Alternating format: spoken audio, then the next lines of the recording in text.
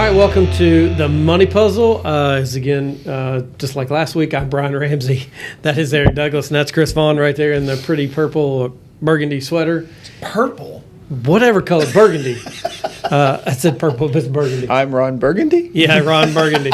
There it is. Anyway, so today, Secure 2.0, no, Secure 2.0. 2.0. Something like that. Yeah, whatever it is. So it was significant changes. So we thought we would do a podcast on it because it is relative. I don't know how many points there were. There are probably 30 or something changes, but a lot of them don't really apply. A lot of them don't apply to most people. So correct. Yeah. So we thought we'd highlight some of the more important ones anyway. If you didn't catch last week, make sure you tune in, go back to our website or go to YouTube and Google us, search us. Sorry, and just look at last week because we did a 2023 outlook. So we'll be posting that, I think, on our website. By the way, our website is not under construction, but kind of is in the background. So we'll be getting more detail out about that. Major changes are coming. Yeah, major changes coming. Pretty excited about it. And so that'll be something we'll look forward to, I don't know, 3-6 months, something like that ish. Oh, it won't be that long. Okay, not that long? So, yeah. All right. It'll be within the next probably 2 months. All right, next 2 months we'll be rolling that out. So we'll get more information on that soon. So Secure 2.0. Who wants to take the first one? We just kind of what we're going to do is we're just going to round robin and say, here's something that came out, we'll talk about it. Here's something else came out, we'll talk about it. All right. Well, I think the biggest one, and you had referenced this, you were talking about people in their early 70s. This one's a big impact, is the age at which you have to start taking RMDs has changed. Now, Secure 1.0, 2017, I think, they changed it from 70 and a half years old to 72, meaning at those ages, if you still have money in 401ks, IRAs, things that are pre-tax, got to start taking that money out and reporting it as income. They're now changing the starting age for that to 73.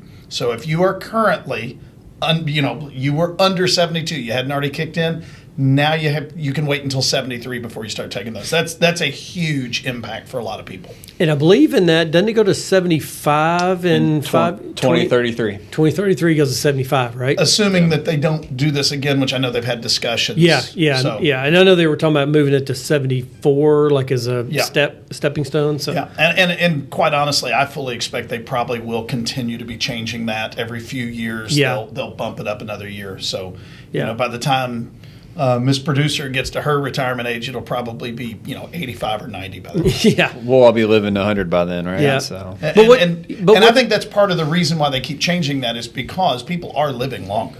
That's where it comes from. Yeah, they are. But also it's interesting because they need revenue. Mm-hmm. And you would think that they would lower the RMD age because make you start to taking the money out sooner, but they are delaying it. So that's a good thing. It's a good thing for savers. Maybe not so good for the inheritors, but it is good for the savers. But in the same way you're talking about, they want to make revenue. This is where the federal government's actually a little bit long-sighted.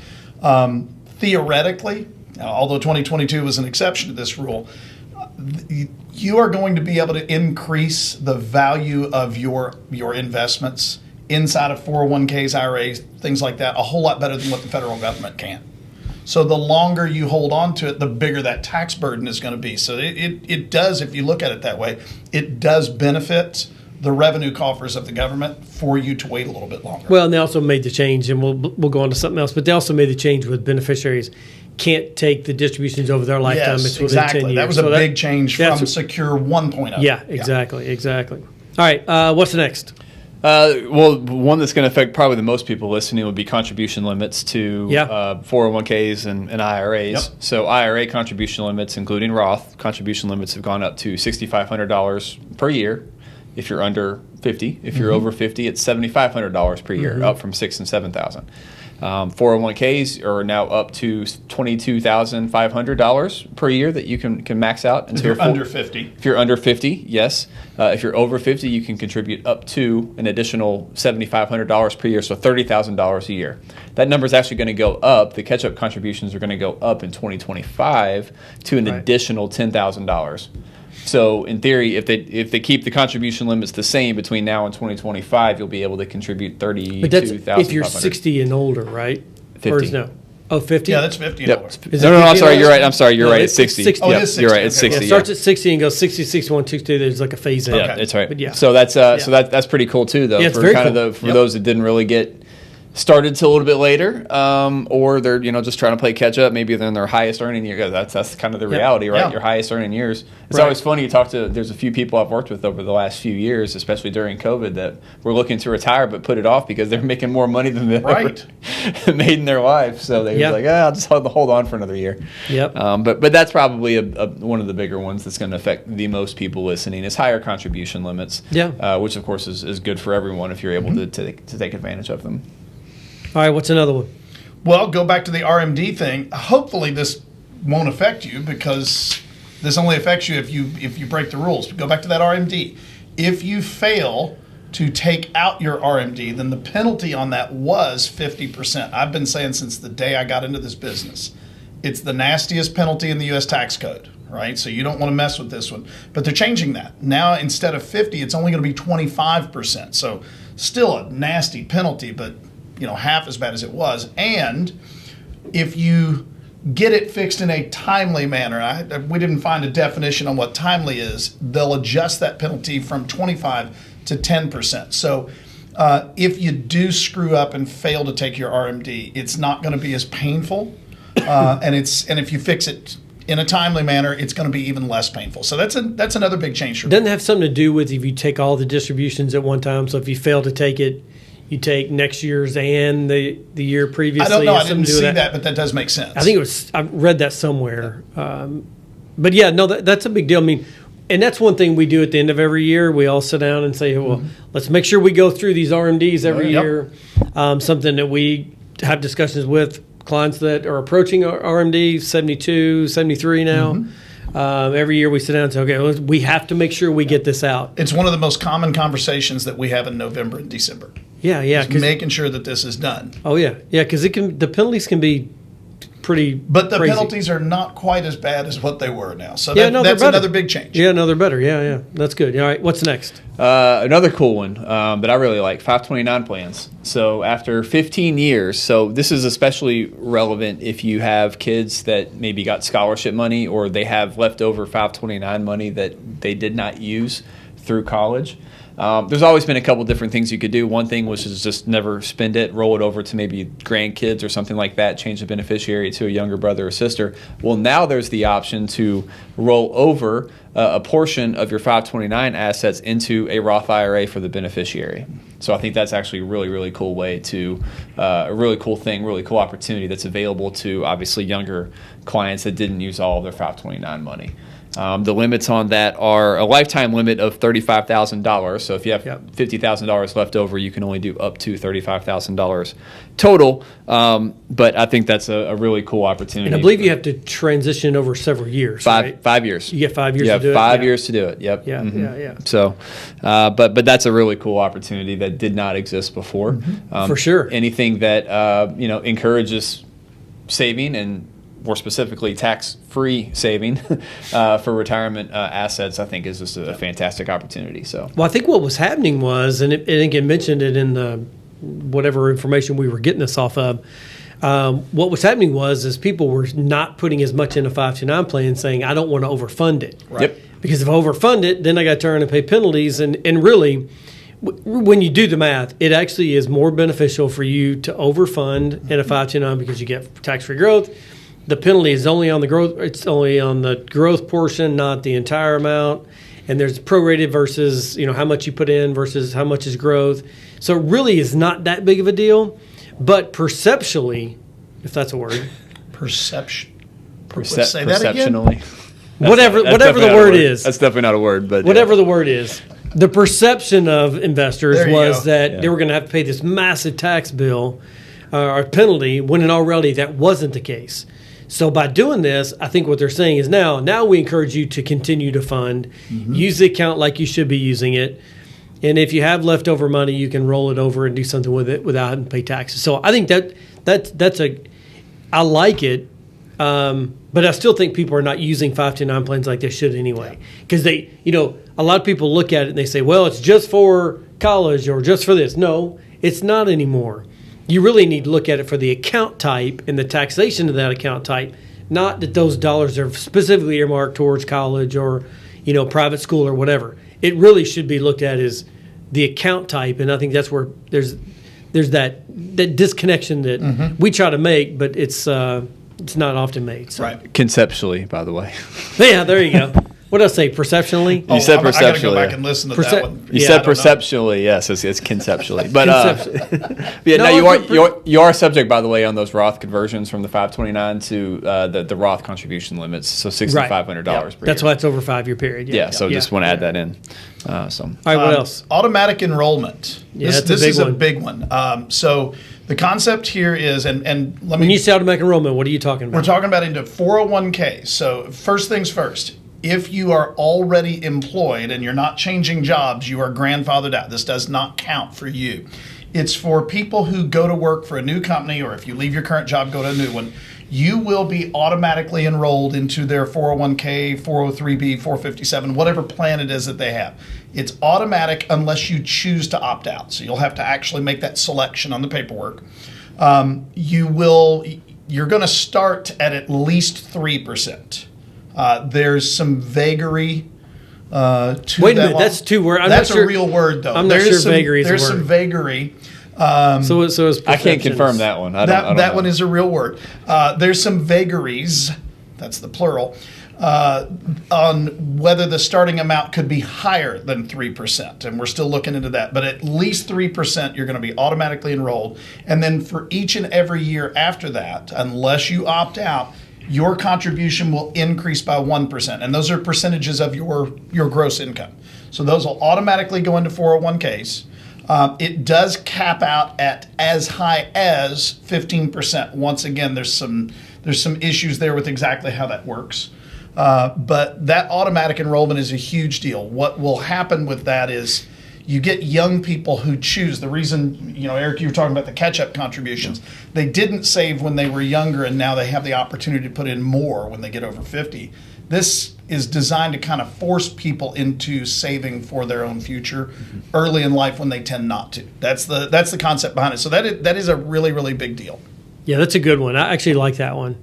Yeah, I do too. Yeah, I when think we it's work a with great idea. Yeah, we work with plan sponsors all the time, and we talk about putting automatic enrollment in and automatic increase. Depends on their employee base whether they do that or not. But a lot of employers are starting to get involved in that and say, yes, I want to enact that provision in my plan. Yep. So, but now it looks like it's that's the way it is moving forward. So that's a good thing. Yep. And sticking with workplace retirement plans, they're adding a provision now because previously employers, whenever they made a match to a 401k, so if you contribute, 5%, you get a 5% match, right? The 5% match could never go into the Roth option within the 401k plan. That's actually changing now. Yeah. So now employers have the option to be able to elect that whatever portion or any or all as a possibility could potentially go towards the Roth option within their employees' accounts versus just traditionally the pre-tax side. Now, obviously, this has to be a part of the plan itself that's administered by the employers. So kind of like the Roth 401k, we still see far too many plans that do not have the Roth option embedded into the 401k plan themselves. So I imagine that until we have more widespread adoption of that feature first, we're not going to see widespread adoption of this change in the law. But I think it is a pretty cool opportunity that hopefully within the next 5-10 years, we'll be able to see more of the matching contributions from employers go towards the Roth account. Right. And I hope, I doubt, but I hope that they're going to have to make the tax implications different, because when you make it on a pre-tax basis, it's deductible by the employer. On an after-tax, I don't think it would be. So you got employers that are saying, hey, if I can make a X amount of contributions on a pre-tax basis and get it deducted versus doing a post-tax where I still have to pay tax on it, I'm not sure they're going to opt for that. That's what I was wondering about that one, is what's the motivation for the employer to want to do that? The match is a huge deduction to companies. So I'm not sure how that's going to play out, to your point. Well, yeah, and it very well could be that you as an employee get to elect how you want it. That would be kind of cool, but again, employers are they're doing anything to save a buck, and they're going to do it on a pre-tax basis. Unless they change the tax code that says any contribution is deductible. Right. And that'd be really cool. Yes, it would. Because you would see a lot of participants, if they're smart, say, put that in my Roth bucket, not in my pre-tax bucket. So that's cool. And anything else? We got. Let's do like one or two more. One more. Make This them quick. one's once again, it's a little bit vague. I want to read up a little bit more on it, but there's going to be, and this does not start until 2024, so we got to wait a year. When employees are making student loan payments, the employers will have the option to match that, but pay it into their 401k. So you can still, in a way, be saving, even while you're still paying off student debt. Like most young people, after they go to college, they typically are going to have some debt. Yep. They can be paying that off and still saving for retirement. And, assuming they don't make any changes in the tax code, the employer is getting another tax deduction by making that match. That's going to be a big one, too, I think. I find it interesting. This is just me going back to the cost of college in general. Instead of trying to fix the root problem, which is the cost of college in the first place, they're trying to fix ways to cover the debt for student loans. But that's a whole other podcast episode right there. So we'll go down that rabbit hole some other time. Yeah. So then we can also do the cost of college versus the growth of foundations and see how tuition continues to go up. But so the foundation, what do they do with the money? That's my question. Now we know what U of L did. They bought land and bought their trustees out of financial problems. That's a whole different story. But they did. Coach buyouts and things like that. But it just makes sense that. That's a whole different story. But anyway, that'd be a good podcast. Yeah, I'm actually very passionate about that topic, but that's once again another topic. But one more real quick. QCDs, qualified charitable contributions, starting this year because they're raising the age for required minimum distributions. You can't actually do a qualified charitable distribution until you are of RMD age. So with them raising the RMD age, they're actually lowering. So starting at 70 and a half this year in 2023, you can make up to a one-time election for a qualified charitable distribution of up to $50,000. What a QCD is, if you're not aware, is that you can take a distribution from your IRA or any other qualified account, take that and then have it contributed directly to a qualified charity. So you're making a qualified charitable distribution and you don't have to pay tax on that. And to add to that, they made another change on the QCD. Traditionally, the QCD had to go to a charity, a 501c3 charity. Now they're including charitable remainder trusts and a couple other things are falling in there too. So it does give you, when you do hit that RMD point in time, there are more options on the table now. Yeah, and you can, just for clarity, you can still make a contribution to a charity out of your IRA. Absolutely. Right, and you can still make it direct. It's just when you're younger than 70 and a half, there's this potentially you still may get taxed on some of that because you still have to meet you still have to meet certain parameters within your tax filing, whatever, to get that deduction, whereas a QCD is automatically deducted. So, but you can still do it. I mean, we still encourage clients. The QCD, the big thing there is that it satisfies that RMD requirement. If you were going to be charitable anyway, you need to do it that way. It's just much more tax efficient. Yeah, and that whole dollar amount is deductible. Yeah. Whereas opposed to the other way, it's not. Correct. It may not be. You'd have to check with your CPA. All right. Listen, there's way more in this Secure 2.0. We're going to be pulling this one apart for months. Yeah, well, everybody is, right? I mean, we're all trying to digest what it all means, and there's lots of components in there that, from a tax standpoint, that we're not 100% sure how it's going to affect everybody. And I'm sure government never thought about this until later, which they never do. No. Well, they didn't read the bill. They didn't read the bill either. And so I guess follow us, over the coming months, and we may come back and retouch on this. But anyway, that's it for another week. Make sure you tune in each and every week. And then, by the way, if you missed our last podcast, I think I mentioned at the top of the show, we did sort of a prediction for 2023. Make sure you go back and look at that. Just go to our website, which, by the way, is changing. We're under it's under a little bit of construction right now, although we're in the background. We're going to roll it out here in a couple months. But you can also go to the YouTube, or go to YouTube, not the YouTube. Go to YouTube. It's on. You recorded it. It's there, man. Okay, boomer.